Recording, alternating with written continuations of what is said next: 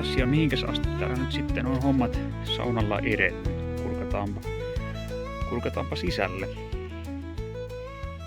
Eli tämän näköistä täällä alkaa olemaan. Siellä on jo pataa tai vesisäiliöitä ja kiuasta ja hormia paikoillaan ja sitten väliseinä rakennettakin siinä on nyt tämmöstä.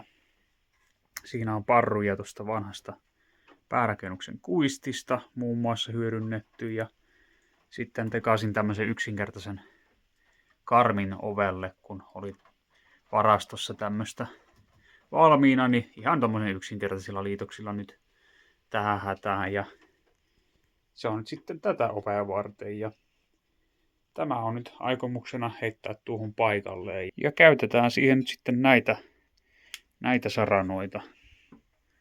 Tuossa purin tuosta ovesta ne vanhat saranat veksi, niin siinä oli tämmöisiä vanhoja ihan takonauloja, niin ajattelin, että voitaisiin käyttää näitä tuohon näiden uudempien saranoiden laittamiseen. Valikoidaan noista joku hyvät ja tehdään poralla pienet aloitusreijät, niin eiköhän ne siinä sitten mene ihan täydestä. Se on vähän semmoinen ruman näköinen siinä nykyaikainen ruuvi tuommoisessa ovessa. Jeps. Tämän pitäisi tähän nyt kyllä sopia sitten. Sen kerran sovittelin. Hiukan piti karmia muokata vielä sen jälkeen, kun olisin tehnyt alustavasti, mutta nyt se on tosiaan aika hyvin istuva. Eli tämän näköinen istuvuus. Pistetään tonne alareunaan melkein joku pieni puulistan kappale, että saadaan se tuosta vielä kynnyksestä irti. Kun tuolla ylhäällä nyt on reippaasti rakoa, niin saadaan se sitten sillä, että se laahaisi tuohon kynnykseen.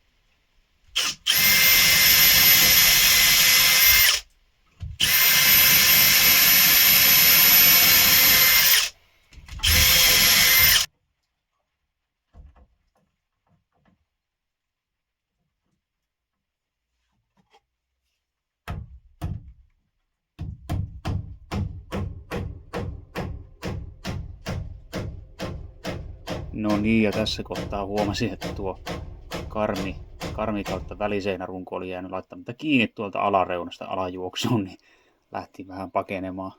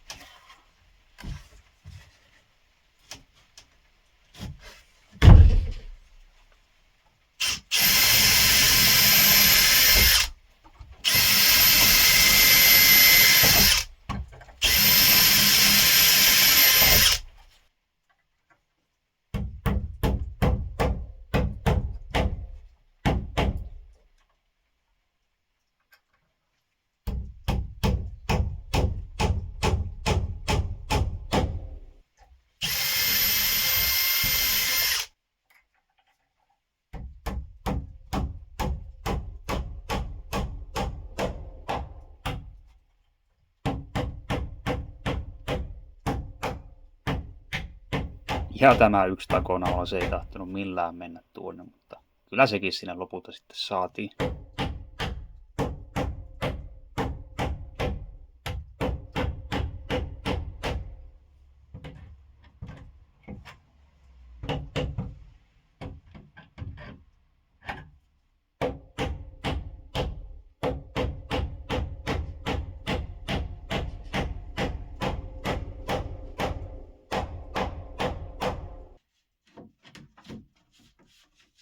Tähän väliseinään tuonne pukuhuoneen puolelle valikoitu verhoiluksi tommonen sormipaneeli, kun sitä piti hankkia tuonne päärakennuksen keittiön saarekkeeseen ja sitten höyläämöltä löytyi sopivasti semmonen nippu kakkoslaadun paneelia ja siinä oli ekstraa, että sai tehtyä tämän väliseinäosuuden tästä, niin päätin sitten ne käyttää siihen.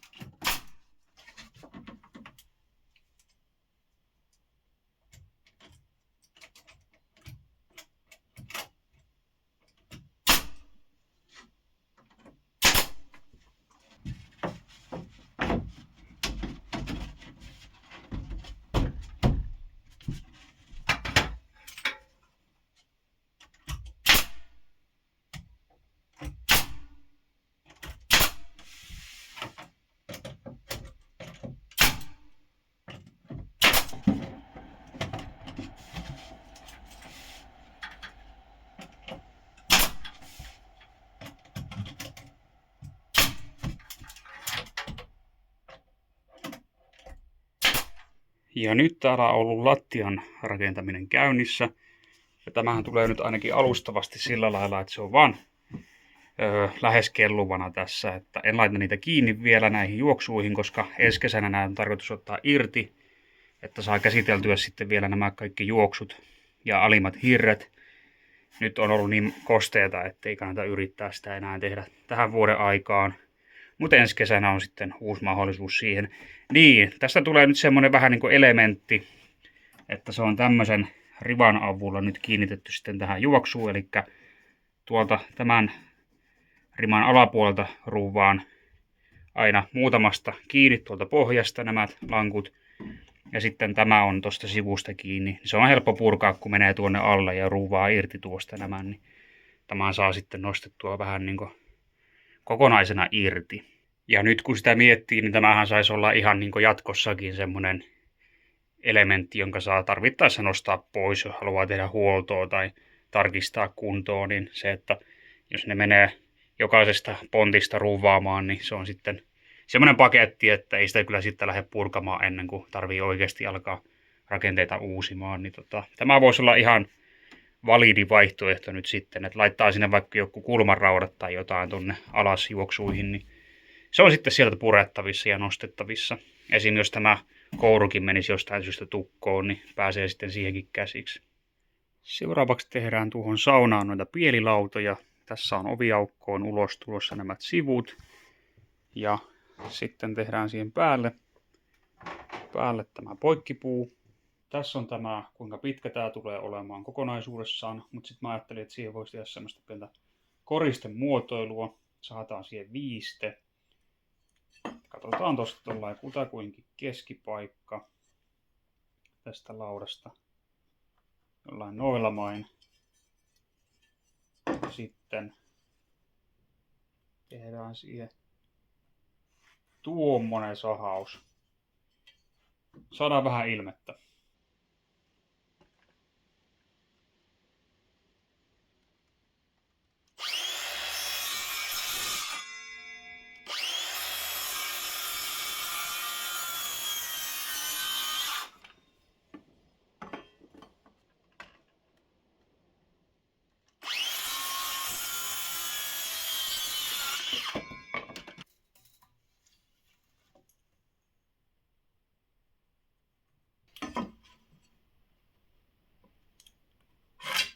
Nuo akkukoneet on aika tylsiä.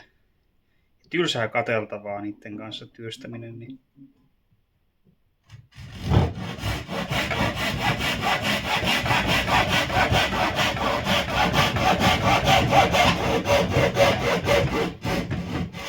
tehdäänpä vähän perinteisemmilläkin työkaluilla välillä.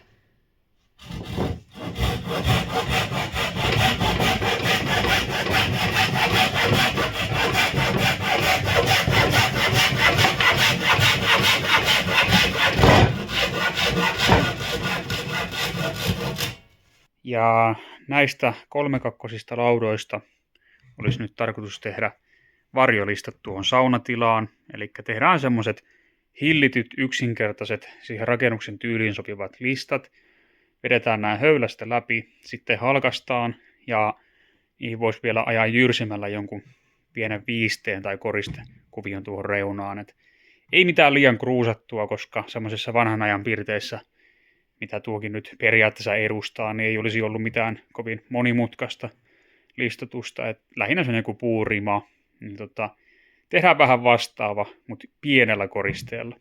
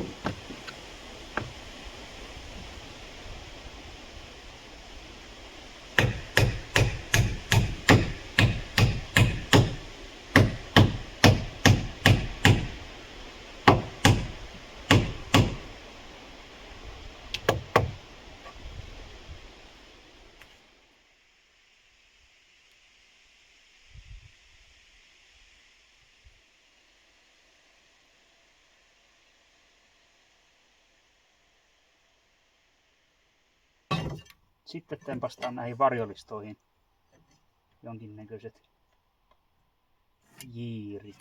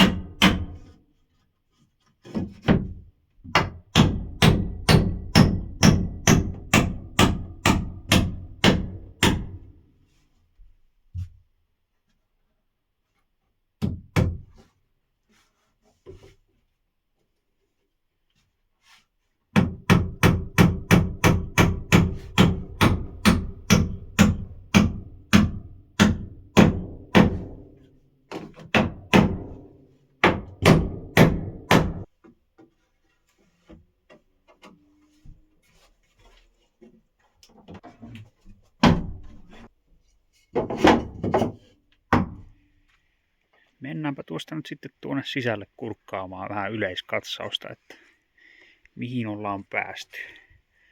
Saappaat jää tietenkin tähän ulkopuolelle. No niin.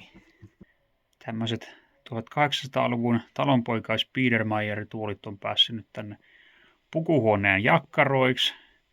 Nämä on ollut tätäkin ennen kylmässä varastossa, että se ei näette nyt kuntoa muuta mihinkäs suuntaan, jos ne tässä saunarakennuksessa nyt on tästä eteenpäin. Näistä tuli kyllä kaiken kaikkiaan upeat näistä hirsistä tässä runkossa tuon pesun jäljiltä. Todella siistit, puhtaat ja nätit. Tämmöisiä tarvitsisi löytää lisää. Tämä on talon peruja. Niitä oli vain yksi kappale. Olisi hieno, jos saisi tuohon niitä muutamaan riviin. Nyt on tämmöiset naulaviritykset toistaiseksi tuossa. Ostin tämmöistä kakkoslaadun sormipaneelia. Se ei ihan riittänyt sitten, niin pistin tuommoisia jatkoksia. Ja tuo oli tommonen, siinä oli jotakin sahausuria, mutta menkööt nyt toistaiseksi näin. Täytyy katsoa ensi vuonna, jos sitä sitten siistimmäksi vetää tuota alareunaa, mutta se sai kyllä kelvata. On kyllä, tämä on tosiaan olevinansa kakkoslaatua, että on kyllä tosi nättiä ja oksatonta. Ja siinä on nyt sitten tämä vanha ovi noilla saranoilla. Ja tää kyllä sopii tänne niin kuin nenäpäähän, ei siitä pääse mihinkään. Tosi upea väliovi sitten tänne, ja tämä alkuperäinen lenkki saa jäädä tähän, ja sitten isältä sain tämmöisen hänen tekemän kahvan tähän, niin aika kivan näköinen. Tämä pitäisi saada tästä nyt vielä sitten tämä